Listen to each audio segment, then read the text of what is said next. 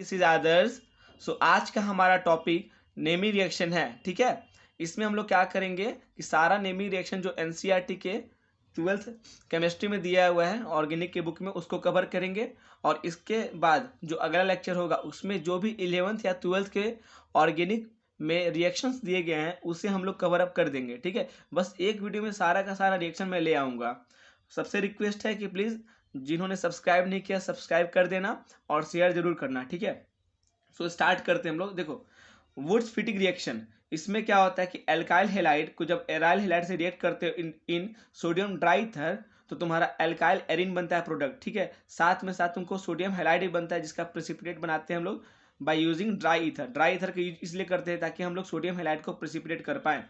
Fitting reaction हम लोग में क्या करते हैं उसमें कि एराइल हेलाइड्स को, ठीक है, जब sodium in presence of dry ether उसको रिएक्ट करते हैं तो डाइफिनाइल बनता है। ठीक है, अब अगला देखते हैं हम लोग फिंकलस्टीन रिएक्शन। देखो, फिंकलस्टीन रिएक्शन में क्या करते हैं, जो एल्काइल हेलाइड होता है उसको जब सोडियम आयोडाइड से रिएक्ट करते हैं इन ड्राई एसीटोन तो वहाँ पे क्या बनता है, एल्काइल आयोडाइड बनता है। ठीक है, और वहाँ यहाँ जो एक्स देख रहे होगे तुम, ठीक है ना, एक्स जो है वो क्लोरीन या ब्रोमीन होगा। ठीक है, स्वार्ट्ज रिएक्शन में क्या होता है तुमको, ठीक है, एल्काइल क्लोराइड होगा या फिर एल्काइल ब्रोमाइड होगा, उसको तुम मेटालिक फ्लोराइड के प्रेजेंस में जब हीट करोगे तो एल्काइल फ्लोराइड बनता है। ठीक है, सो यहाँ देखो, methyl bromide plus silver fluoride को जब तुम रिएक्ट किए, ठीक है, तो यहाँ क्या बना, methyl fluoride plus silver bromide बना। और जो मेटालिक फ्लोराइड होता है एनसीईआरटी के अकॉर्डिंग वो है सिल्वर फ्लोराइड, कोबाल्ट फ्लोराइड, यहाँ पे मर्करी का फ्लोराइड हो जाएगा और यहाँ पे एंटीमनी का ट्राई फ्लोराइड हो जाएगा। ठीक है, इसको ध्यान में रखना, अच्छा है टॉपिक, इस पर क्वेश्चन आ सकता है इस वन नीट में।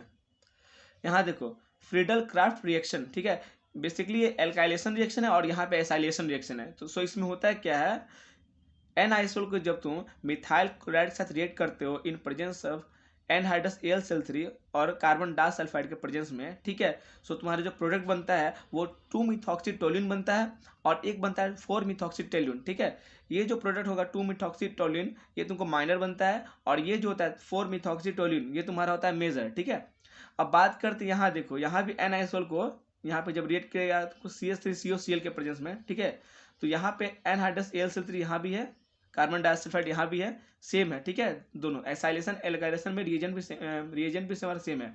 सो यहाँ क्या होता है, 2-मिथॉक्सी एसिटोफिनॉन बनता है जो माइनर होता है और यहाँ पे बनता है तुमको 4-मिथॉक्सी एसिटोफिनॉन, ये मेजर प्रोडक्ट होता है। ठीक है, अब हमारा जो नेक्स्ट रिएक्शन है वो है कॉल्बे रिएक्शन। ठीक है, कॉल्बेज रिएक्शन है। यहाँ देखो, कॉल्बे और हीमाटाइमर को हम लोग एक साथ पढ़ेंगे। दोनों में क्या देखो, रिएक्टेंट फिनॉल है, वहाँ से फिनोक्साइड बनाया जाता है। ठीक है, फिनोक्साइड बनाने के बाद तब आगे चेंज होता है, यहाँ पे सेलिसिलडिहाइड बनता है, यहाँ सेलिसिलिक एसिड बनता है। सो इसमें होता है क्या है, देखो, फिनॉल को कॉल्बेज रिएक्शन में रिएक्ट करते हैं सोडियम हाइड्रोक्साइड से और वहाँ पे सोडियम फेनोक्साइड बनते हैं। ठीक है ना, और ये जो रिएक्शन होगा यहाँ से वो इलेक्ट्रोफिलिक सब्स्टिट्यूशन रिएक्शन होता है एनसीईआरटी के अकॉर्डिंग। फिर हम लोग कार्बन डाइऑक्साइड को यूज करते हैं एसिड के प्रेजेंस में और जो कार्बन डाइऑक्साइड होता है तो वीक इलेक्ट्रोफाइल होता है। और इसके बाद जो प्रोडक्ट बनता है वो बनता है 2-हाइड्रोक्सी बेंजोइक एसिड जिसको सैलिसिलिक एसिड बोलते हैं या ऑर्थो हाइड्रोक्सी बेंजोइक एसिड बोलते हैं। रिमोट टाइमर में क्या होता है कि फिनॉल को हम लोग chloroform plus aqueous sodium hydroxide के साथ रिएक्ट करते हैं तो यहाँ पे इंटरमीडिएट ये बनता है। ठीक है ना, ओ बेंजीन पे ONaCH यहाँ, ठीक है, ये इंटरमीडिएट हो गया। और फिर जब इसको सोडियम हाइड्रोक्साइड के साथ रिएक्ट करते हैं तो मेरा ये प्रोडक्ट हो, ये इंटरमीडिएट फिर से बनेगा, यहाँ पे इंटरमीडिएट हुआ, सॉरी, फिर ये नेक्स्ट ये बन गया। ठीक है, यहाँ पे क्या हुआ कि क्लोरीन को यहाँ से रिप्लेस करके एल्डिहाइड आ गया और फिर जब एसिडिफिकेशन यहाँ कर देंगे तो यहाँ बनेगा हमको सैलिसल्डिहाइड। ठीक है, सैलिसल्डिहाइड बनता है। अब आगे देखते हैं गटरमान कोच रिएक्शन। देखो कंफ्यूजन क्या होता है, गटरमान कोच रिएक्शन एक होता है गटरमान रिएक्शन। सो जो वो गटरमैन होता है वहां पे कॉपर पाउडर यूज करते हैं और यहाँ गटरमान कोच है। ठीक है, ध्यान रखना, अगर इसको याद करने का तरीका देखोगे तो ऐसे याद कर सकते हो, गटर, देखो बेंजीन थोड़ा गटर के जैसे दिखता है, रोड पे जो वो होता है ना, जो अंदर जो पानी वाला पाइपलाइन होता है गटर का, ठीक है, तो ढक्कन होता है, देखो उसी के जैसा लग रहा है, गटर को ही कल। ठीक है, गटर को ही कल क्या कल, मतलब गटर के ढक्कन को ढकना है तो इसलिए बोल रहा है गटर को ही कल क्या कल, मतलब क्या कल ही ढकना है क्या, इस तरह बात करके याद कर सकते हो। Benzene in presence of carbon monoxide HCl anhydrous AlCl3 COCl ये कन्वर्ट होता है बेंजल्डिहाइड में।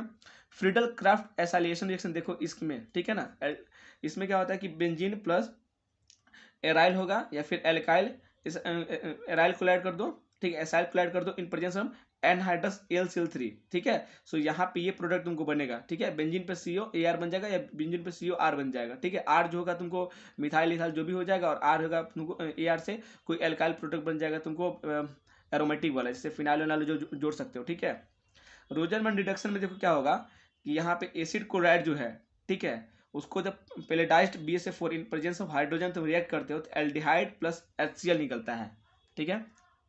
अब अगला है विलियमसन सिंथेसिस, ठीक है। ये लेबोरेटरी मेथड होता है और इसमें क्या होता है कि सिमेट्रिकल और अनसिमेट्रिकल ईथर दोनों बना सकते हो।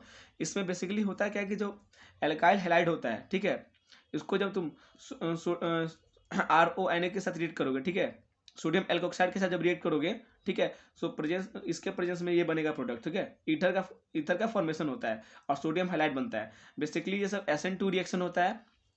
और इसमें अगर तुमको अगर बेटर रिजल्ट लाना है तो जो एल्काइल हैलाइड यूज किए होगे इसको 1 डिग्री रखना है, ठीक है। 2 डिग्री 3 डिग्री में क्या होता है ना कि वहाँ पे एलिमिनेशन कम्पीट करने लगता है।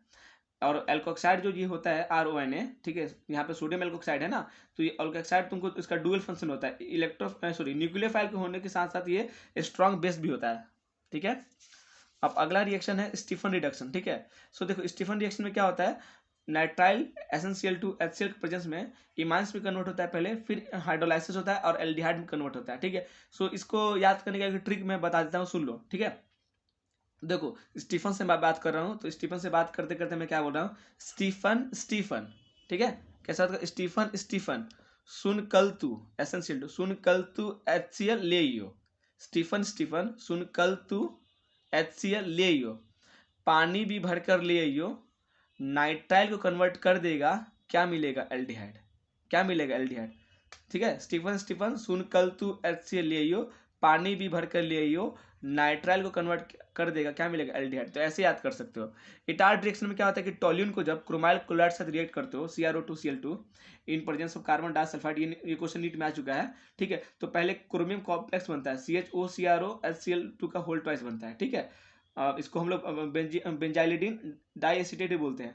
और जब इसका हाइड्रोलाइसिस कर दोगे, ठीक है ना, तो तुमको बेंजल डिहाइड बन जाएगा, ठीक है, बेंजल डिहाइड बन जाएगा। ये हो गया स्टीफन और इटार्ड। अब बात करते हैं क्लीमेंसन रिडक्शन। देखो कीटोन का रिएक्शन है।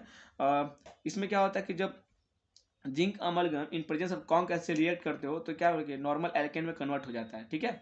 और वुल्फ क्रिस्टाल में भी क्या होता है, तो देखो यहाँ देखो, यहाँ वुल्फ क्रिस्टाल में प्रोडक्ट तुम्हारा देखो सेम होगा, ठीक है। बस यहाँ पे तुमको अंतर क्या है, वाटर निकल रहा है, यहाँ पे नाइट्रोजन निकल रहा है। यहाँ पे कॉन्क HCl था और यहाँ पे देखो क्या नहीं, हाइड्रोजन यूज किया जा रहा है, ठीक है। तो कीटोन को हाइड्रोजन के प्रेजेंस से जब रिएक्ट करते हैं तो ये पहले ये बनता है प्रोडक्ट, ठीक है। इथाइलिन ग्लाइकोल यहाँ यूज किया जाता है क्योंकि इसका हाई बॉइलिंग पॉइंट होता है, ठीक है। सो ये प्रोडक्ट बनने, ये इंटरमीडिएट बनने के बाद हम लोग इसको क्या करते हैं, सोडियम हाइड्रोक्साइड या पोटेशियम हाइड्रोक्साइड में in presence of ethylene glycol heat करते हैं।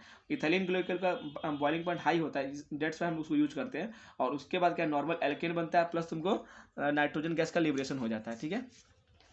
अब बात करते हैं तुमको केनिजारो रिएक्शन का। सो केनिजारो रिएक्शन ऐसे एल्डिहाइड के लिए होगा जो तुमको अल्फा पोजेस नहीं करता होगा। इसमें क्या होगा, सेल्फ ऑक्सीडेशन रिडक्शन दोनों होता है, जिसको हम लोग डिसप्रोपोर्शनेशन रिएक्शन बोलते हैं। और यहाँ पे जो एल्कली यूज करेंगे हम लोग कॉन्क एल्कली यूज करेंगे, ठीक है। जैसे conc sodium hydroxide potassium hydroxide use करेंगे।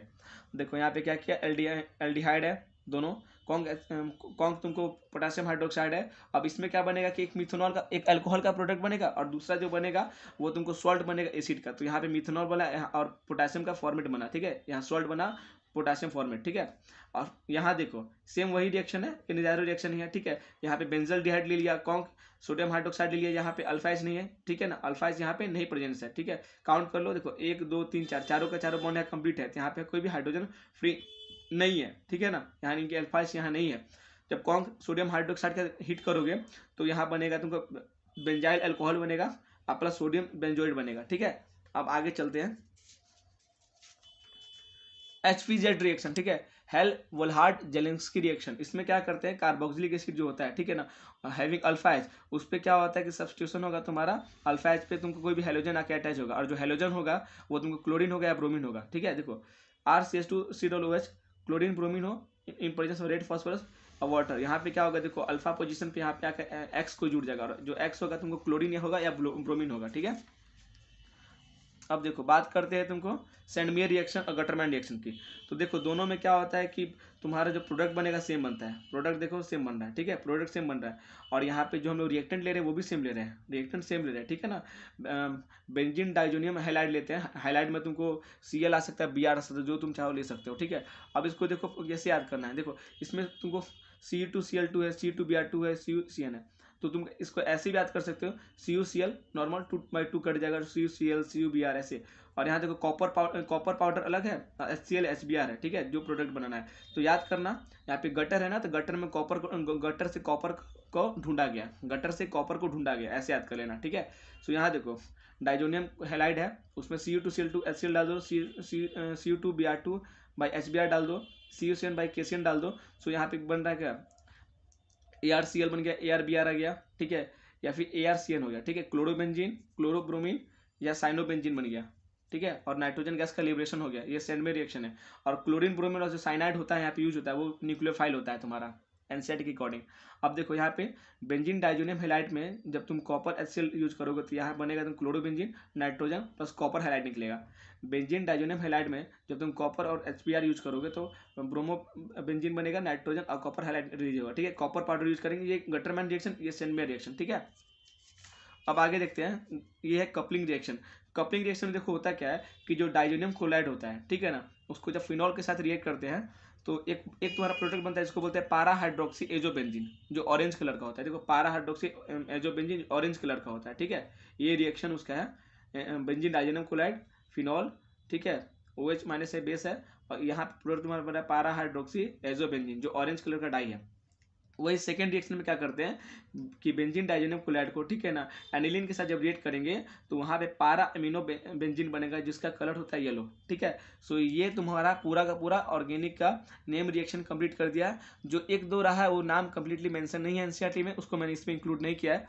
और अगला लेक्चर में हम लोग क्या करेंगे कि केमिस्ट्री ऑर्गेनिक में जो भी रिएक्शन दिए गए हैं ना उसको हम लोग कवर अप करेंगे। उससे क्या होगा कि हमारा सारा का सारा एक बार में ही नेमी रिएक्शन और रिएक्शन जो भी रहेगा सारा कंप्लीट होने के बाद हमारा ऑर्गेनिक लगभग कंप्लीट हो जाएगा, ठीक है। सो जो भी इंपॉर्टेंट पॉइंट होंगे, जो भी इंपॉर्टेंट रिएक्शंस होंगे, उसको एक ही वीडियो में मैं कवर करके अगले बार दूंगा। सो स्टे ट्यून्ड, पूरे वीडियो में बने रहना, पूरा वीडियो कंप्लीट देखना और शेयर जरूर करना, ठीक है।